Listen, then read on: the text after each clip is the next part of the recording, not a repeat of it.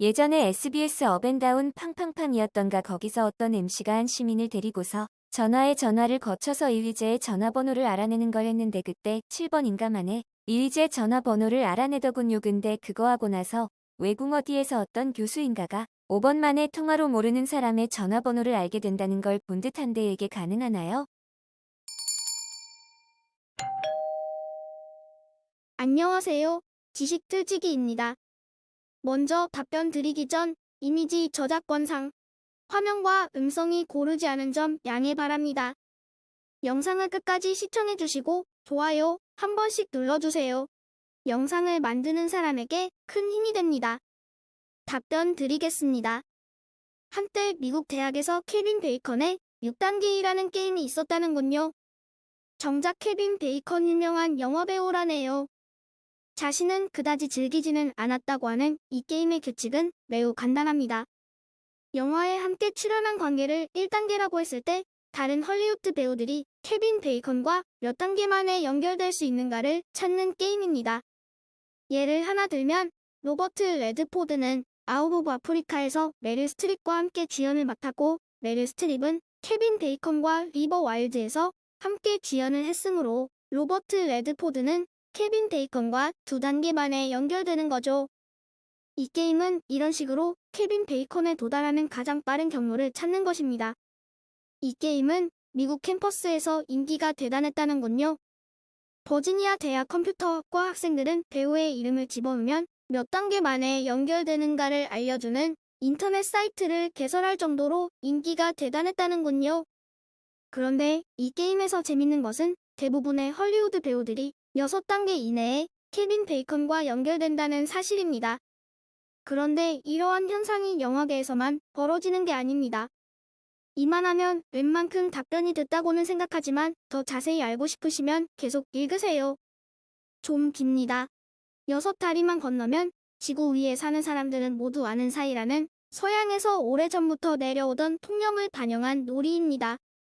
무선전신과 라디오의 발명자 마르코니가 처음으로 이 이론을 제안했다는 주장도 있긴 합니다.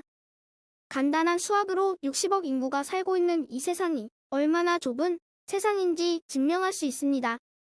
물론 자신이 좋아하는 배우와도 매우 가까운 관계인도 역시 증명 가능하죠. 예를 들어 한 사람이 알고 지내는 사람이 대략 300명 정도가 된다고 가정해봅시다. 내가 알고 지내는 사람들도 각각 300명 정도의 친구들을 두고 있을 테니 한 다리만 건너 아는 사람은 9만 명에 이르게 되죠. 한 단계 더 건너면 2,700만 명. 한 단계 더 건너서 4단계를 건너 아는 사람은 81억 명. 지구 위에 사는 60억 인구가 4단계면 모두 아는 사이가 되는 거죠. 하지만 이 계산에는 미처 고려하지 못한 현실적인 문제가 하나 있는데요. 이 증명 과정 안에는 60억 인구가 살고 있는 지구라는 거대한 사회가 하나의 균일한 집단이며 그 구성원들은 거리에 제한 없이 다양한 인간관계를 맺고 있다는 가정이 숨어 있죠. 이 가정대로라면 아프리카의 추장이 알고 있는 300명 중에는 도시도 있을 수 있으며 북극 에스키모인이 친구일 수 있어야 합니다. 그러나 현실은 그게 아니죠. 우리는 거리적으로 가까운 사람들끼리 서로 무리지어 살고 있으며 다른 사회 집단과 지역적으로 혹은 인간관계 면에서 동떨어져 있는 경우가 많아집니다. 사람들의 인간관계를 주변에 아는 사람들로만 국한한다면 계산 결과는 전혀 달라집니다. 만약 내 주변에서 살고 있는 300명만을 친구로 두고 있다면 서울 한복판에 살고 있는 내가 줄리아 로버츠의 사인을 건네받기 위해서는 1,000만 명의 손을 거쳐야만 한다는 계산이 나온다는군요. 실제로 우리들이 현실에서 맺고 있는 인간관계는 위에서 했던 두 가정의 중간 어디쯤 있을 겁니다. 우리는 대개 주변 사람들과 인간관계를 맺고 있지만 이민이나 이사로 불쑥 먼 지방 혹은 다른 나라 사람들과 친분을 맺기도 하고 사업이나 여행, 소개팅이나 학회 참석 등으로 새로운 사람을 소개받기도 하죠. 응용물리학 박사과정을 밟고 있던 덩컨 와츠와 그의 지도 교수 스티브 스트로가츠는 왜 헐리우드 배우들이 케빈 베이컨으로부터 6단계 이상 벗어날 수 없는가를 증명해보기로 마음먹고 실험을 했습니다. 거기서 나온 작은 세상 이론을 내놓았죠. 대단한 관심을 받았지만 처음으로 이 이론을 내놓은 건 아닙니다. 1900년대 초에 샌디에고 대학 신경학과 연구소의 올라프 스와 그의 동료는 포유류의 뇌가 작은 세상 효과를 이용한다는 사실을 발견합니다.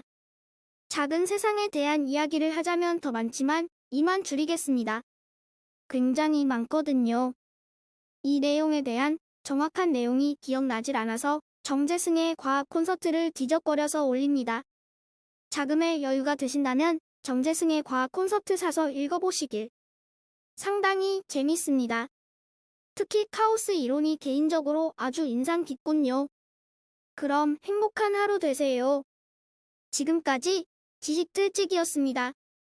다음 영상은 더욱 호기심 많은 질문들로 데이트될 예정입니다.